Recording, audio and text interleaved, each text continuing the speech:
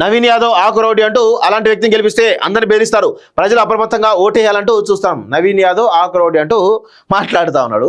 మరి నవీన్ యాదవ్ ఆకురౌడి అయితే గత 10 ఏళ్ళు అధికారంలో ఉన్నప్పుడు మరి ఆ రౌడీని ఎందుకు కంట్రోల్ చేయలేదు? గడ్డి వీక్తున్నారా? ఏం వీక్తున్నారా నాకు అర్థం కాదు. మరి ఎంత దారుణంగా అంటే అసలు నీకు రాజకీయ భిక్ష పెట్టిందే ఈ చిన్న యాదవ్ ఫ్యామిలీ కదా. వీళ్ళు లేకపోతే నీ బతికెక్కడరా నాయన. ఇలాంటి వాళ్ళు చాలామంది మిమ్మల్ని పెంచి పోషిస్తే మీకు అన్ని రకాలుగా మీ సొంత చెల్లె పెళ్ళికి కూడా డబ్బులు ఇచ్చారు నాయన వాళ్ళు. మీ సొంత పార్టీ ఫామ్ చేసినప్పుడు ఫస్ట్ ప్రచార రథాన్ని స్పాన్సర్ చేసిందే చిన్న యాదవ్ కదా. మర్చిపోయినావు అంటే నీకు విలువలు లేవు. విలువలు ఉన్నాడైతే మాట్లాడు, విలువలు లేని వ్యక్తి కాబట్టి ఇట్లా మాట్లాడతారు.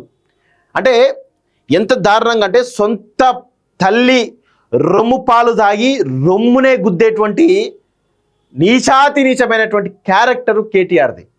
సొంత తల్లి రొమ్ము పాలు తాగి ఆ రొమ్మునే తన్నేటువంటి క్యారెక్టర్ నైజం ఉన్నటువంటి వ్యక్తి ఈరోజు కేటీఆర్. ఎందుకు చెప్తున్నానంటే చిన్న యాదవ్ మీ బీఆర్ఎస్ పార్టీలో మీ అయ్యతో తిరిగిండు, మీ అయ్యకు 5 లక్షలు ఇచ్చిండు పార్టీకి, అదే ప్రచారంతో స్పాన్సర్ చేసిండు, నీ చెల్లెపెళ్ళికి డబ్బులు ఇచ్చిండు, అన్ని చేసి ఈరోజు పార్టీకి ఒక జవసత్వాలు హైదరాబాద్లో నింపితే ఏం బీకినావు నాకు అర్థం కాదు. ఏం చేసినావు?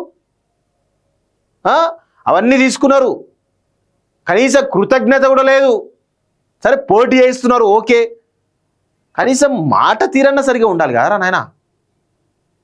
అందుకే నేను చెప్పిన సొంత తల్లి రొమ్ము పాలు దాగి రొమ్మును తన్నేటువంటి నీచాతి నీచమైనటువంటి క్యారెక్టర్ కేటీఆర్ది.